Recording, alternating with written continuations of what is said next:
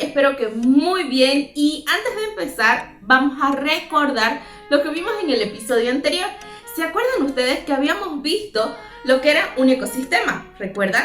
Cómo se clasificaban, qué tipos habían e incluso cuáles eran los servicios ecosistémicos que nos estaban brindando estos ecosistemas. Ahora bien, en este episodio pues vamos a empezar hablando de cómo dentro de esos ecosistemas además pueden encontrarse diferentes recursos naturales.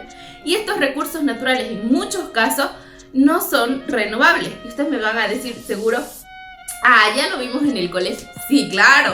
Ahora lo vamos a recordar de pasadita solamente. Y eso significa, por ejemplo, que aquellos recursos no renovables, como ahora el agua, por ejemplo, son aquellos que son muy difíciles de volver a recuperarlo. Y eso implica actualmente realizar un mejor manejo y cuidar precisamente de ello. Ahora bien, así como hay recursos no renovables, también hay recursos renovables, aquellos que de una u otra manera están volviendo a aparecer. Y en esos recursos renovables, por ejemplo, entra la flora y la fauna. Pero más allá de eso, también implica generar una buena gestión para manejar esos recursos naturales. Ahora bien, esos recursos naturales cumplen una función y tienen diferentes tipos de relaciones interespecíficas e intraespecíficas. Y ahí podemos ver, por ejemplo, la competencia, la depredación, el mutualismo, diferentes relaciones que suceden con estos recursos naturales. Ahora bien, les cuento que en este episodio hay una persona que nos va a acompañar y es justamente Sixto Angulo, que nos va a estar dando algunos tips que nosotros debemos conocer específicamente en cuanto a la flora y cómo realizar recorridos turísticos, especialmente en estas zonas boscosas. Y aquí precisamente los dejo con él. Muchas gracias por acompañarnos, Sixto. Aquí estamos en Roboré, yo soy Sixto Angulo. Y vamos a conversar un poco sobre turismo de naturaleza, con el conocimiento que apasiona, con información que apasiona. Algo que hay que tener en cuenta, primero que nada, es que los guías de turismo lo que ofrecen no es una orientación en un sitio específico, es una experiencia en un sitio específico. Por eso hay que tener en cuenta muchos detalles que van a hacer que esta experiencia sea bonita para el turista o que esta experiencia sea algo que no se desea repetir. Y lo mismo va para el turismo de naturaleza. Primero, el turismo de naturaleza engloba varias posibilidades. Una de ellas es el ecoturismo, como ecoturismo, en el que se tienen en cuenta principios, en el que se valora la naturaleza y su conservación, en el que se tiene cuidado con la naturaleza y mucho respeto con la naturaleza. Eso es muy fundamental en el ecoturismo. Después tenemos el turismo de finca o de estancia o de área rural o de comunidad rural, donde ahí hay interacciones entre las actividades humanas y la naturaleza, ¿no? Y después tenemos el turismo de aventura, que es un turismo dentro de la naturaleza, en el que se busca tener algunas experiencias que no se pueden obtener en otros ambientes, ¿no? El de lo que vamos a hablar ahora es del ecoturismo, en realidad, ¿no? Algo que los guías de naturaleza tienen como ventaja en la chiquitanía, por ejemplo, es que se pueden encontrar muchas historias en la chiquitanía. Muchas historias naturales de fauna, muchas historias e interacciones naturales de la vegetación, de la fauna. Por ejemplo, algo interesante es que todo este bosque que vemos, ahorita estamos en la época seca, todo este bosque que vemos está en sus interacciones adaptado para seguir brindando los servicios, para seguir siendo vivo, para seguir proporcionando el soporte contra los vientos, y con eso modulación de clima en estas condiciones básicamente de sequía. Ese es uno de los principales valores que tiene este bosque, su capacidad de resiliencia, su adaptación a estos climas, y con eso el poder seguir brindando los servicios llamados ecosistémicos, ¿no? Agua, clima y fertilidad en el suelo también, ¿no? Entonces, sin este bosque se perturbaría todo el clima y no se podría ni sembrar, no se podría ni producir, no se podría tener agua ni vivir. Entonces es sumamente fundamental que también el guía tenga conciencia de que él es un portavoz de la necesidad de cuidar y conservar su bosque, ¿no? Y este bosque chiquitano tiene una particularidad. Si miran las copas, los árboles tienen una inclinación como una copa medio cerrada, o sea, hay mucho espacio, ahorita mucho más por el tema de las caídas de las hojas, pero normalmente tiene mucho espacio de entrada de luz. Eso nos permite tener lo que vemos ahí abajo, que es como otro bosque, o sea, es como si fuera un bosque de 2 pisos. Ya este bosque de abajo se lo llama sotobosque, ¿no? Y tenemos el bosque de dosel, el bosque alto, ¿no? Y en ambas hay interacciones con animales, con insectos, con hongos, con otras plantas, entre las plantas. De hecho, 1 metro cuadrado en nuestros bosques, en los bosques tropicales, tiene una gran variedad de plantas. Los suelos generalmente son secos, o son ripiosos, o son arenosos, son suelos generalmente pobres, de pobres a muy pobres. Entonces, ¿qué es lo que hace que proliferen tanta vida en suelos tan pobres?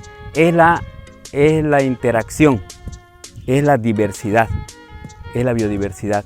Entonces, una tip para guías de turismo: creen sus rutas, conozcan bien sus rutas, recórranla, conozcan cuánto tiempo les lleva hacer cada tramo. Los tramos, dividan tramos, un tramo largo pueden dividirlo en 2 tramos cortos. Conozcan exactamente cosas que puedan decirle al turista: de aquí tardamos 1 hora, en estas condiciones tardamos tanto, si descansamos más, ¿cuánto tardamos? Debemos llevar X cantidad de agua, debemos cargar nuestro botiquín. O sea, toda la logística basada en el conocimiento de recorrer y conocer cada palmo de su recorrido, ¿ya? Es importante también tener en cuenta la capacidad de carga de los sitios. O sea, no porque tenés un grupo grande y quieren pagar solo un guía, vas a aceptarlo. ¿Por qué? Porque eso tiene impacto sobre los sitios naturales que está recorriendo, pero también tiene impacto sobre la experiencia que ellos van a vivir. Posiblemente un grupo grande no vea fauna fácilmente o no la vea nomás.